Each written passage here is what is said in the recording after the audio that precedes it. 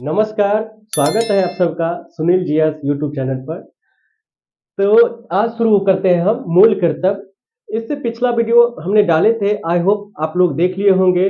DPSP राज्य के नीति निर्देशक तत्व यानी कि directive principle of state policy, उसमें हम देखे थे भाग 4 और अनुच्छेद 36 से लेकर के 51 तक। एक एक अनुच्छेद के बारे में वहां पर चर्चा किए गए हैं। अगर आप वो वीडियो नहीं देखे हैं तो पहले आप उस वीडियो को देख लीजिए। और आज का वीडियो जो होगा वो है मूल कर्तव्य। तो देखिए, हमारे मूल संविधान में मूल अधिकार तो है, लेकिन मूल कर्तव्य का जिक्र नहीं किया गया था। तो हम देखते हैं मूल कर्तव्य कैसे लाया गया और किस कमेटी की सिफारिश पर लाया गया। विश्व के लगभग जितने भी लोकतांत्रिक देश हैं वहां पर मूल अधिकार तो है, लेकिन मूल कर्तव्य का जिक्र उल्लेख नहीं किया गया है। तो भारत में मूल कर्तव्य का जो है जिक्र सोवियत संघ से लिया गया है। सोवियत संघ से लिया गया है और यहाँ पर 1975 ईस्वी में, देखिए भारत में 1975 ईस्वी में इंदिरा गांधी की सरकार थी और देश में इमरजेंसी लागू हो गया। उसी समय 1975 ईस्वी में जैसे यहाँ पर आपातकाल लागू हुआ तो 1976 ईस्वी में सरदार स्वर्ण सिंह समिति का गठन होता है और सरदार स्वर्ण सिंह समिति की सिफारिश पर यहाँ पर मौलिक कर्तव्य को जोड़ा जाता है। आप देखेंगे यहाँ पर स्वर्ण सिंह समिति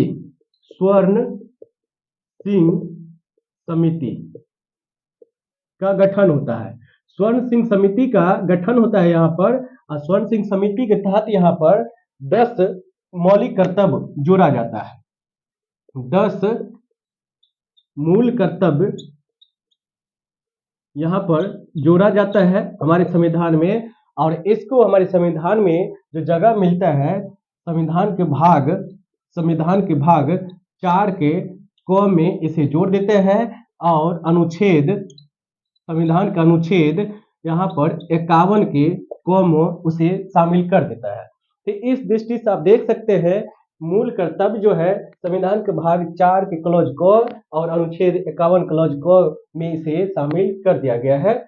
जैसे कि आपने देखे यहाँ पर डीपीएसपी अनुच्छेद 36 से 51 तक, यहाँ पर 51 के क में मूल कर्तव्य फंडामेंटल ड्यूटीज को शामिल कर दिया गया है।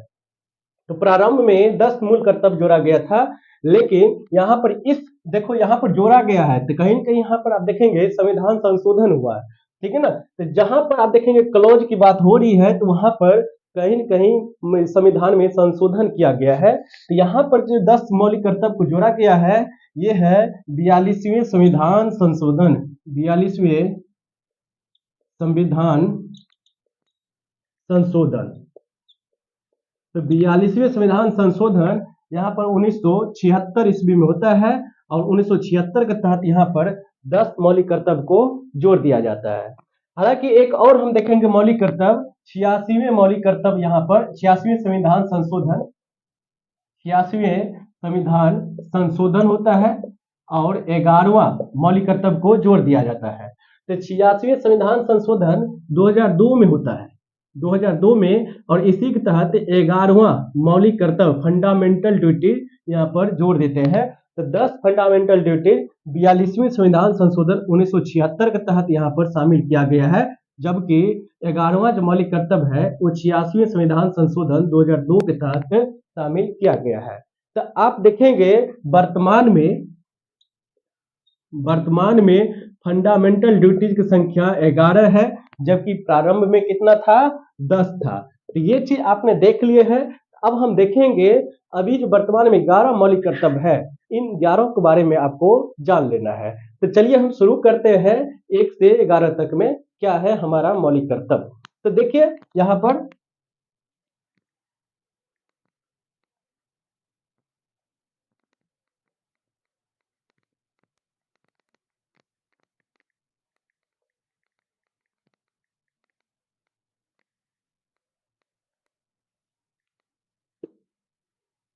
हम देखते हैं पहला जो मौलिक कर्तव्य है, यहाँ पर सभी नागरिकों से अपील किया जा रहा है देश के सभी नागरिक संविधान का पालन करें तो यहाँ पर आप लिख लेंगे इसको, देश के सभी नागरिक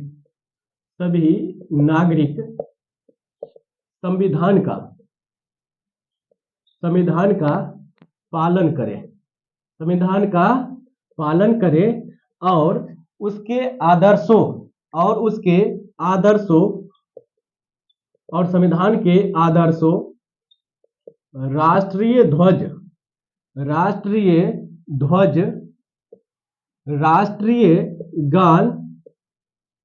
राष्ट्रीय गान को आदर करें। तो ये देखिए, ये आपका पहला मौलिक कर्तव्य बन जाता है। पहला मौलिक कर्तव्य क्या है? सभी नागरिक देश के संविधान को पालन करें और उसके आदर्शों, राष्ट्रीय ध्वज और राष्ट्रीय गान को आदर करें, सम्मान करें।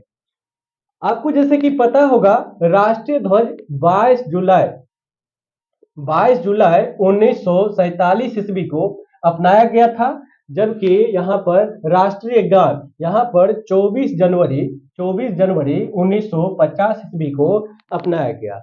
हालांकि 2016 में अगर आप देखें, 2016 में सुप्रीम कोर्ट का एक जजमेंट आया 2016 में, और इसमें क्या कहा गया, देखो मौलिक कर्तव्य से जोड़ करके आप इसको देख लें।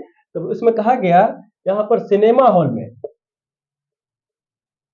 हॉल में मूवी चलते समय, यानी कि फिल्म जब स्टार्ट होगा तो स्टार्ट से पहले यहाँ पर स्क्रीन पर, पर्दे पर यहाँ पर राष्ट्रीय ध्वज के साथ साथ राष्ट्रीय गान शुरू होगा, और उस समय जितने भी दर्शक लोग होंगे उनको खड़ा होना अनिवार्य कर दिया गया है। तो ये आप देख लेंगे, ये सुप्रीम कोर्ट के 2016 का निर्देश था।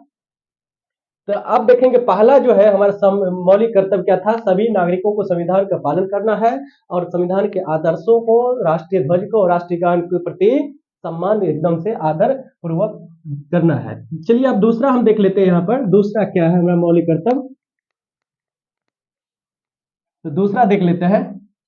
यहाँ पर देखिए, स्वतंत्रता के लिए राष्ट्रीय आंदोलन को प्रेरित करने वाले कारकों को अपने हृदय में बनाए रखे, संजोए रखे। तो यहाँ पर आप इसको लिख लेंगे, स्वतंत्रता के लिए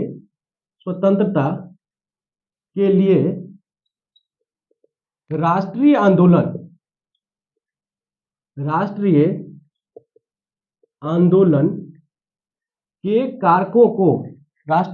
के कारकों को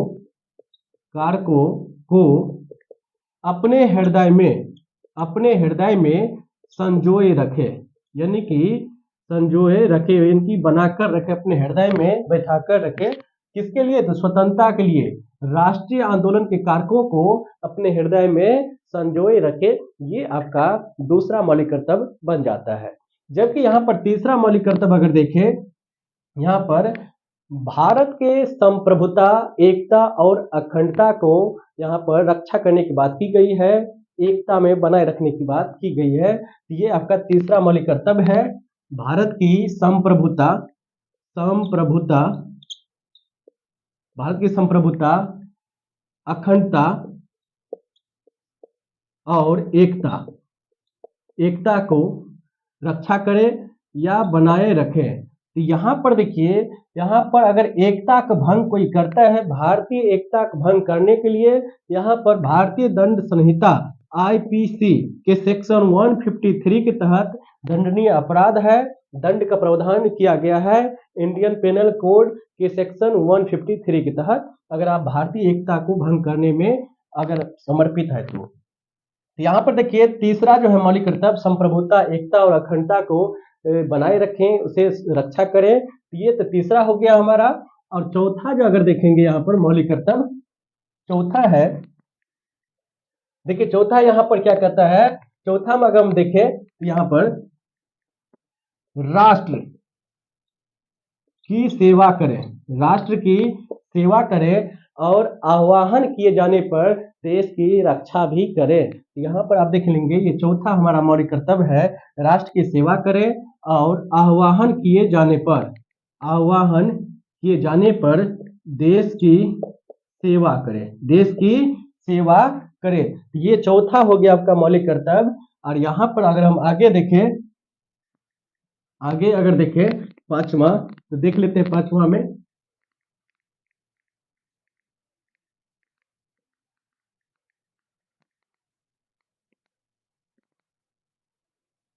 तो देखिए पांचवा जो मौलिक कर्तव्य है, पांचवा जो मौलिक कर्तव्य है, यहाँ पर कहा गया है समाज में ऐसी कुरीतियां जो धर्म, भाषा और वर्ग के आधार पर अगर भेदभाव फैलाता है तो उस कुरीतियां को त्याग करें। तो दूसरी तरफ ये भी इशारा दिया गया है, अगर कुरीतियां जो स्त्री के सम्मान के विरुद्ध हो, समाज में महिलाओं के सम्मान के विरुद्ध ऐसे कोई अगर कुरीतियां है तो उसे भी त्याग करें। यहाँ पर पांचवा में अगर देखेंगे आप, यहाँ पर कहते हैं समाज में ऐसी कुरीतियां, समाज में ऐसी कुरीतियां जो धर्म, भाषा और वर्ग, जाति और वर्गों के आधार पर, वर्गों के आधार पर भेदभाव उत्पन्न करता है, भेदभाव उत्पन्न करता है, तो उसे त्याग करें। उसे क्या करें? उसे त्याग करें। तो ये हो गया। और दूसरा आप यहाँ पर एक और कुरीतियां की बात किया जा रहा है, समाज में अगर ऐसे कुरीतियां जो स्त्री के लिए या स्त्री या महिलाओं के सम्मान के विरुद्ध हो, महिलाओं के सम्मान के विरुद्ध हो, तो ऐसे कुरीतियां का भी क्या करना है? त्याग करना है। तो ये तो हो गया पांचवा मौलिक कर्तव्य हमारा। और 6 नंबर का अगर देखा जाए, 6 नंबर का मौलिक कर्तव्य, तो ये कहता है अपनी सांस्कृतिक परंपराओं के महत्व को समझे। यानी कि हमारा जो संस्कृति है, उसकी जो परंपरा है, उसके महत्व को समझे। तो यहाँ पर आप लिख सकते हैं अपनी संस्कृति की परंपरा, संस्कृति की परंपरा के महत्व को समझे। यानी कि अपने कल्चर को समझने के लिए यहाँ पर जोर दिया जा रहा है। और 7वें नंबर में अगर देखा जाए, यहाँ पर कहते हैं प्राकृतिक पर्यावरण, प्राकृतिक पर्यावरण की रक्षा करें, प्राकृतिक पर्यावरण की रक्षा करें। तो यहाँ पर आपको देखना है ये प्राकृतिक पर्यावरण, इसे हम किस में रखें? तो प्राकृतिक पर्यावरण में जैसे कि आप देख लेंगे, इसमें नदी हो गया, नदी हो गया, तालाब हो गया, तालाब हो गया, झील हो गया, झरना हो गया, ठीक है ना, वन हो गया या वन्य जीव हो गया। ये सब आप प्राकृतिक पर्यावरण में रख सकते हैं। इनको यहाँ पर नुकसान नहीं पहुंचा सकते हैं, नदी को गंदा नहीं कर सकते हैं। ये आपका मौलिक कर्तव्य है, इनको संरक्षण दें, इनको बचाकर रखें। ये तो 7 नंबर का है। और 8वें नंबर में कहा गया है जो यहाँ पर मानव से संबंधित है, वैज्ञानिक दृष्टिकोण अपनाए, मानवतावाद ज्ञान अर्जन की ओर बढ़ते चले, विकसित करें। तो आपको हम दिखाएंगे 8वें नंबर का जो हमारा है, ये देख लेते हैं।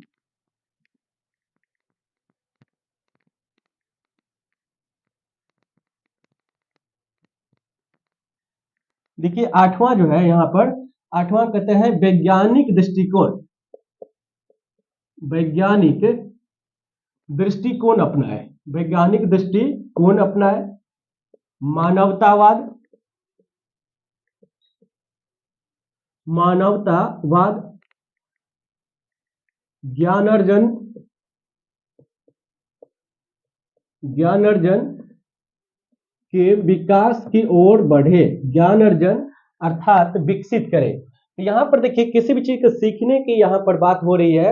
अगर सीखने की बारी है तो वैज्ञानिक यानी कि साइंटिफिक तरीका से सीखे, ज्ञान का अर्जन करे। और ह्यूमैनिटी की बात हो रही है यहाँ पर, मानवतावाद का।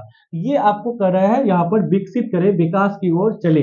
ये तो आपका 8वें नंबर का मौलिक अधिकार हो गया है। और 9 नंबर में अगर देखे यहाँ पर, तो 9 नंबर में कहते हैं सार्वजनिक, सार्वजनिक परिसंपत्ति, सार्वजनिक परिसंपत्ति की रक्षा करें और हिंसा से दूर रहें, हिंसा से दूर रहें। तो ये हो गया आपका 9 नंबर के मौलिक कर्तव्य। सार्वजनिक, यहाँ पर सरकार की संपत्ति की बात हो रही है। यानी कि सरकार की संपत्ति, देश की संपत्ति और देश की संपत्ति हमारा संपत्ति। तो हम सरकारी संपत्ति, सार्वजनिक संपत्ति को नुकसान नहीं पहुंचाना चाहिए, ये हम लोग का मौलिक कर्तव्य है। तो हमें सार्वजनिक संपत्ति को देखभाल करना चाहिए, उपयोग करने के बाद वहां पर फिर उसको उसी तरीका में रख देना चाहिए। ये हो गया आपका सार्वजनिक परिसंपत्ति की रक्षा करने की बात हो गया। और 10 में कहते हैं व्यक्तिगत रूप से या सामूहिक रूप से आगे की ओर बढ़ना चाहिए, विकसित करना चाहिए। अगर आगे की ओर बढ़ेंगे तो देश आगे की ओर बढ़ेंगे। तो यहाँ पर आप देखेंगे 10वें नंबर के जो है कहते हैं व्यक्तिगत रूप से या सामूहिक रूप से आगे बढ़ना चाहिए ताकि देश भी आगे बढ़ सके। तो ये आप देखेंगे देश भी इससे आगे क्या होते हैं, बढ़ते हैं। तो ये आपका 10वें नंबर का मौलिक अधिकार है। और 11वां मौलिक अधिकार जो हमने बताए थे 86वां संविधान संशोधन 2002 में जोड़ा गया, और उसमें ये कहा गया 6 वर्ष से लेकर के 14 वर्ष की आयु के बच्चों को यहाँ पर माता पिता की ये कर्तव्य बन जाता है कि उनको शिक्षा का माहौल उपलब्ध कराएं, शिक्षा दिलाएं। तो यहाँ पर आप कह सकते हैं 6 वर्ष से 14 वर्ष की आयु 6 वर्ष से 14 वर्ष की आयु के बच्चों को यहाँ पर शिक्षा का प्रबंध कराए। और ये शिक्षा का प्रबंध कौन कराते हैं, चाहे माता हो या पिता हो या कोई बच्चा का संरक्षक हो। इनसे ये उम्मीद किया जा रहा है, इनका ये कर्तव्य होता है कि अपने बच्चों को अपनी बदौलत यानी कि शिक्षा दे पाए। तो ये कुल मिलाकर आपने देख लिए हैं 11 मौलिक कर्तव्य, 10 मूल कर्तव्य कब 42वें संविधान संशोधन 1976 ईस्वी में जोड़ा गया। अच्छा, मौलिक कर्तव्य पूछेगा, मौलिक कर्तव्य किस समिति की सिफारिश पर, तो स्वर्ण सिंह समिति के सिफारिश पर यहाँ पर जोड़ा गया था 10 मौलिक कर्तव्य, और 11वां को 86वां संविधान संशोधन 2002 में जोड़ा गया। जो कुल मिलाकर के वर्तमान में कितने मौलिक कर्तव्य है, तो आप कहेंगे 11 मौलिक कर्तव्य है। तो इसी के साथ आप लोगों को यहाँ पर ये समझ में आ गया है मौलिक कर्तव्य क्या है। अगर वीडियो अच्छा लगे तो आप लोग कमेंट करिएगा, नेक्स्ट टाइम होगा तो आगे फिर भाग 5 पर बनाएंगे। आप लोगों को देखने के लिए बहुत बहुत धन्यवाद। अगर वीडियो सही से समझ रहे हैं तो फिर सब्सक्राइब भी कीजिए, क्योंकि आज मौलिक कर्तव्य आप लोग पढ़ते हैं तो आप लोगों का कर्तव्य बन जाता है कि थोड़ा सा सब्सक्राइब कर दे, शेयर कर दे। धन्यवाद, मिलते हैं नेक्स्ट वीडियो में।